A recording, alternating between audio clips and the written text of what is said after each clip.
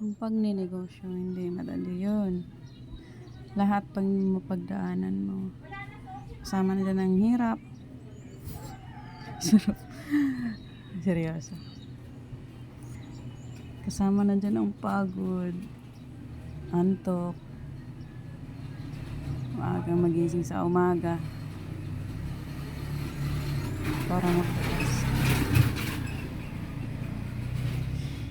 Hindi ganun kadali ang magpagninegosyo. Kailangan matatag ka. Tatag ka sa mga taong nakapaligid sa'yo at sa mga customer mo na lagi na lang utang. Utang dito, utang doon, kulang piso. Alam mo yun, minsan pag hindi mo pa utangin, sila pa yung nagagalit. Kung magkulang ng piso, pag hindi mo pagbigyan, nagagalit. Diba? Hindi ganun kadali ang magnegosyo. Lahat yan, kalaban mo. Kailangan matatag ka. Mautak ka. At siyempre, at madiskarte. Ganun yun ang pagnenegosyo. Lahat ng pagod, titiisin mo.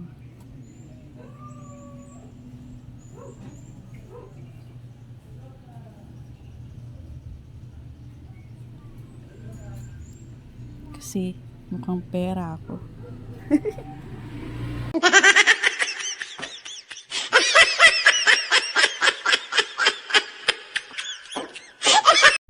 Kaya sa mga may tindahan dyan, laban lang. Laban lang kahit nagsitaasan na yung mga bilihin. Laban lang tayo, guys. Ipapanalan natin to.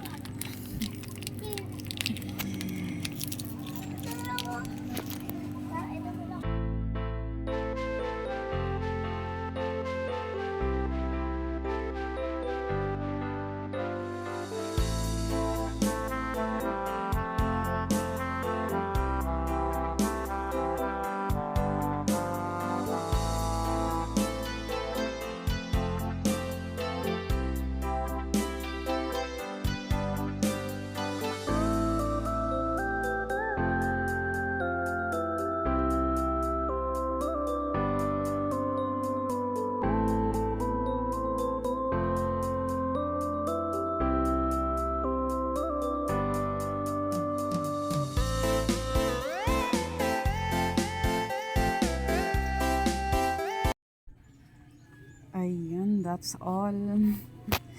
Sa wakas natapos na rin yung restocking natin. Ayan. Flex ko lang yung aming tindahan. Ayan. Kahit paano, nadagdagan din kahit paano. Nadagdagan kahit konti. Unti-unti lang. Unti-unti lang tayo. Diba? So, ikot-ikot lang. Ikot-ikutin lang natin ng poting puhunan. Ayan. Oh, diba? Kahit paano, mayroon na ring laman. Ayan. Labas pa tayo. Ayan. Yan sa labas niya. More blessing. More blessing to come. And thank you, Lord.